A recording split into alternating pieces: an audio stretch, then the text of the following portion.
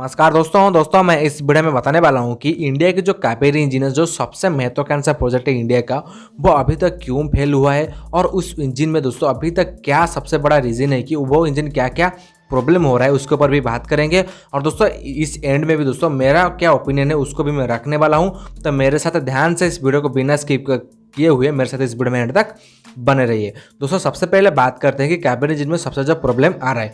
पिछले 2 डिकेड से दोस्तों कावेरी इंजन में जो सबसे बड़ा प्रॉब्लम आ रहा है उसका जो हाई ऑल्टीट्यूड पे उसका परफॉर्मेंस गिरना, उसके बाद दोस्तों combustion flicker, insufficient thrust generate करना, और साथ ही दोस्तों ये इंजन में सबसे ज़्यादा नॉइज़ पैदा करता है। ये इंजन उसका जो थ्रॉटल टेस्टिंग है वहाँ से ज़्यादा नॉइज़ पैदा करता है। और साथ ही दोस्तों अगर इस नॉइज वाली बात को हम निकाल देंगे, इंजन का सबसे बड़ा प्रॉब्लम कावेरी इंजन में है कि दोस्तों उसका जो कोर टेक्नोलॉजी दोस्तों जो हाई कंप्रेसर कम्बशन होता है वो उसमें सबसे बड़ा प्रॉब्लम है इस इंजन का। और दोस्तों हम अगर कोई भी जेट इंजन को बनाएंगे, सबसे कॉम्प्लेक्स टेक्नोलॉजी होता है और कुछ ही देश दोस्तों इसको इस टेक्नोलॉजी का हासिल कर पाए हैं। और दोस्तों अगर बात करें अगर किसी भी जेट इंजन को बनाने के लिए सबसे बड़ा रीजन यही है कि दोस्तों जेट इंजन में कोई भी मतलब दोस्तों थोड़ी सी भी मार्जिन ऑफ एरर बहुत कम रहता है। अगर आप थोड़ी सी भी गलती करेंगे तो जेट इंजन नहीं बनने। दोस्तों हमारा जो कावेरी इंजन है वो अभी तक नहीं बना है, सबसे बड़ा रीजन है कि दोस्तों उसके लिए फंड्स बहुत कम दिया गया था दोस्तों हमारे जीटीआरई को। दोस्तों जीटीआरई को कावेरी इंजन को बनाने के लिए सिर्फ $50 मिलियन का दोस्तों उसका फंड दिया गया था।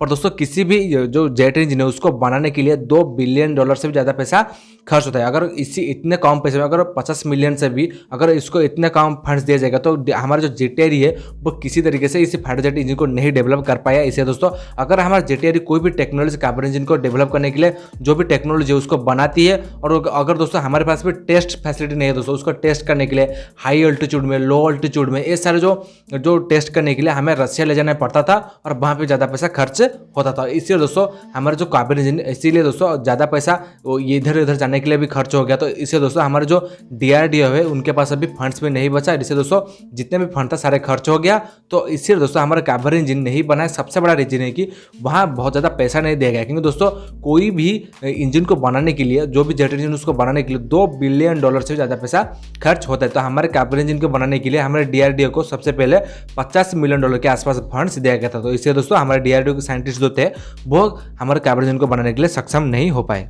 दोस्तों हमारा जो कावेरी इंजन है, क्या इंडिया उसको बनाने के लिए कोशिश कर रहा है? तो बिल्कुल दोस्तों इंडिया खुद पे दम पर तो बनाने के लिए कोशिश कर रहा है। और सारे दोस्तों इंडिया के जो मित्र देश है जैसे कि फ्रांस हो गया, यूके हो गया, अमेरिका हो गया, इन सब से भी टेक्नोलॉजी हासिल करने के लिए भी कोशिश कर रहा है। दोस्तों आप सब जानते ही होंगे कि राफेल की ऑफसेट डील के तहत फ्रांस और इंडिया मिलकर एक जो हमारे जो कावेरी इंजन है, कावेरी इंजन को रिवाइव करने के लिए और एक इंजन को डेवलप करेंगे। नहीं तो कावेरी इंजन को रिवाइव करने के लिए फ्रांस इंडिया को उसका जो M88 इंजन कोर है उसको ही इंडिया को दोस्तों ऑफर किया है। और दोस्तों इंडिया को बिल्कुल ही मतलब दोस्तों इंजन की टेक्नोलॉजी देने के लिए फ्रांस में तैयार है। और साथ ही दोस्तों यूके भी चाहता है, और यूके भी इंडिया को ऑफर किया है कि इंडिया और यूके मिलकर और एक जो इंजन है फाइटर जेट इंजन जो एडवांस तरीके का इंजन होने वाला है उसको भी डेवलप करेंगे। और दोस्तों अमेरिका की तरफ से जो उसका 2 कंपनी, एक है जनरल इलेक्ट्रिक्स और दूसरा है दोस्तों प्राट एंड विटनी, ये दोनों कंपनी भी चाहते हैं कि इंडिया के साथ मिलकर एक इंजन बनाए। दोस्तों हमारे कावेरी इंजन को रिवाइव करने के लिए भी अमेरिका हो, फ्रांस हो, यूके भी हो, हमें मदद करना भी चाहते हैं और इंडिया भी उसको बनाने के लिए मतलब दोस्तों इच्छुक है। और दोस्तों इंडिया बहुत ही जल्दी चाहता है, क्योंकि दोस्तों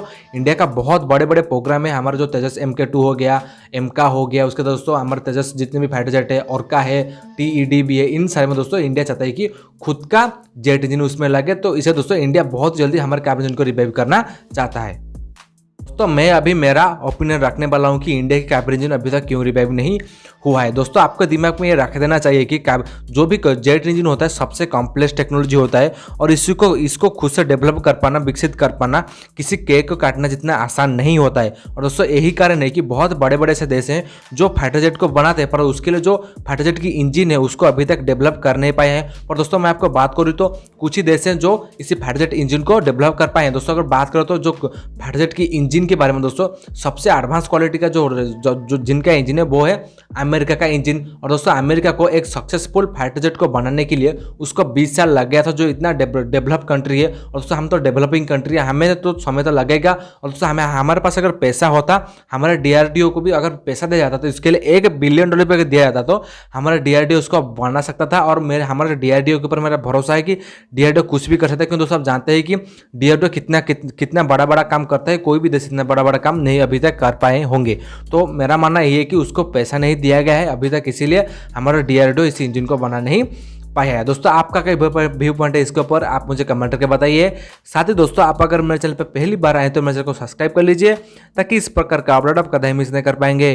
तब तक के लिए दोस्तों जय हिंद, वंदे मातरम।